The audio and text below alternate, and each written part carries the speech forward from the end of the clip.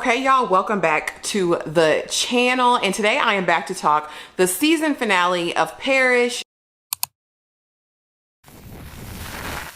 Season 1, which word on the street is we're getting a second season.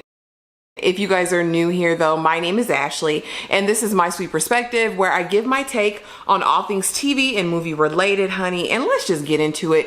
I just want to start this off though by saying Parish had so much promise. First 2 episodes, chef's kiss, and then I feel like it began to falter.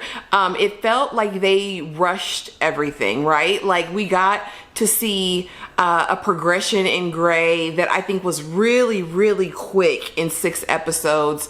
Also, some of the characters just doing things that, you know, I wouldn't think would really be in their nature, but let's just dive into it and talk about the things that stood out to me. Again, you'll know I won't cover every single thing, but you know, whatever made a lasting impression, let's get right into it. So episode opens with guys leaving the bar, right? Maddox is breaking into a car and a man pops him, okay? And so we know that this is going back all of these years ago when Grayson's 16-year-old son was unalived in the street with no known operative, right? So we know at the end of episode 5, the horse had approached Gray and was like, here, listen to this recording. And Gray's immediately like, is that about my son? Like, I need to know. And Horse is basically like, well, if you want to know the information that I have, you need to do something for me.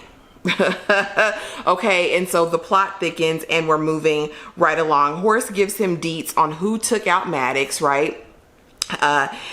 For a price. Again, Gray wants his revenge no matter what, at all costs. And this is the first thing that I was like, it seemed to be the complete antithesis of who Gray had become. We know that in the past, Gray loved his son completely, right? And that Michaela felt like there was some sort of, you know, disconnect between her and Gray because he spent all of his free time with Maddox. But now that Maddox is gone, we see that he's really made an effort to rally around Rose and Michaela and try to make them the priority, right? Well, when this killer, unaliver, is exposed, Gray completely reverts back to that and kind of forgets about his family, which I didn't necessarily care for in the story. Now his sole purpose is revenge and what he's got to do to get it. So reluctantly, he decides to do the horse's bidding, right? And so basically we find out that Anton was not behind the unaliving, but covered it, okay? And so we get that piece of information, and the horse needs Gray to deal with his older brother Zenzo, who we now know has taken power or control of the trafficking trade there in New Orleans by order of Baba, the daddy, okay? And so that he feels like that's his only problem, and the horse can be back in power and do everything that he needs to do. Horse says, you know, I vowed to unalive you the next time I saw you, and then I thought better of it. And my thing is another, you know, not kind of going along with who these characters are supposed to be. As far as Horse was concerned, he was a man of action, a man of vision, and a man of action. And so the fact that Gray and Colin were able to walk out of that place fancy free, I didn't buy it. I didn't buy it for an instant. Gray done pulled a whole machete on you, right? And you just let him walk away. You didn't call security. You didn't do any of the things. I don't know if I bought that.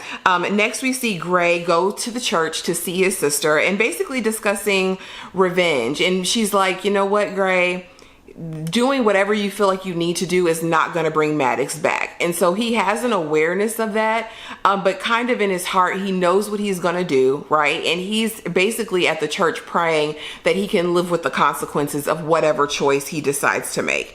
And again, you know, Gray basically says that this man has to pay. And so he goes on to this AA meeting, and I'm like, Gray, what we at the AA meeting for? But we're following the man who actually was the one who unalived Maddox that night. And he says, you know, man, it was a mistake. It was a mistake when Gray kind of secludes him and takes him off. And I'm like, is Gray gonna unalive this man? And we didn't get the unaliving of it, but we're getting deeper. Remember last time I told you that we were going to figure out who this black senator was, how she was connected to Anton. At that time, I had no idea how deep the connection was, but we will definitely get to that. So Zenzo is talking to Baba and Hamiso and said the crown has always been too big for him. That's what she says to him, because, you know, Zenzo has felt that too, that she loves the horse more than she loves me. She's on his side. She wants him to win. And Hamiso says, you know what? I'm on the side of my dad. That's what I've always been. That's what we need to do to survive. And, you know, and of course, he asks her, where is Horse at? And she says, you know, he's on his way back to Baba, right? Like, that's what you think. And Zenzo's like, stop playing with me. We both know he's not going to leave that easily. He's not going to go off silently into the night. Zenzo says, as the boss, he can do whatever he wants, which is so dangerous. And why, again, you know, it was just kind of predictable, right? Like, even everyone in the comments is like, it was Zenzo. Zenzo was behind the militia hit. It didn't have anything to do with anybody else. It was Zenzo, right? Because he wanted ultimate control. He felt slighted because he was the older, but clearly he's more of a live wire than Horse is. So this all plays into his vie or coup, right, for power. Now, we saw the young African woman that was brought on last week, and apparently things happened that I probably need to go back and watch episode 5 again to see. But she was basically offered up to this man that night and sliced his face real good. Okay, she sliced him up real good. But when our good sis goes out and they have him on the work bus out there, she gets away. Again, I told y'all she was not going to be easy for them to control, and I love that for her. And we'll get into what actually happens after that. So Gray gets Anton, and again, if I don't see the person done for, I don't believe it happened. Also, rewind a little bit. Gray did go see an old acquaintance. I know this actor from Godfather of Harlem. Check out my Godfather of Harlem videos if you haven't. But he basically works for this guy in Chicago, but he's a locator, right? And he's in this little Santeria shop, okay? And he's like, okay, Gray, you know, if you do this, you know, I thought you were out the game. And so immediately he's calling Chicago, again, setting us up for a season 2, and whoever the Chicago Connect is that Gray used to work for or partnered with or whatever. So he gets Anton alone in the junkyard and confronts him. You know, you saw me and Rose struggle with losing our son and you couldn't say anything. And basically he's like, whatever I did was never going to bring Maddox back. I just covered it up. Okay, that's what I did. I needed to cover it up, and that's what I did. And Gray's like, well, that's not good enough. Puts him in the junkyard, gets him in a car, blows the car up. But again, there's an explosion. I didn't see Anton's body afterwards. I need to see you blow up, buddy. I need to see it to believe it. Horse and Shimiso are meeting, and they get the deal with Anton out of the way. But again, they're unsure if Baba will get it, right? And so, you know, they think that they know what's going on at this point. They think they're into it. They think they've got it all figured out. Meanwhile, Gray has Zenzo. And we think, you know, he's going to do the job that he was intended to do, because Gray sends a message to Horse and is like, look, the job's done. It's done. It's done. And so Horse is resting easy, and basically, you know, it's him and Hamiso, and they are going to make things shake. As you know, it was always going to end this way. You know, this battle was always going to be with my brother, and I was always going to have to take him out in order to rest comfortably. And now that Zenzo's gone, the city is ours. And she's like, ours? He said, ours, yours and mine. It's not going to be just all about the men from now on. You get a role too. And so, you know, we get back in the office and Gray pops up. But who's in the office first? Zenzo.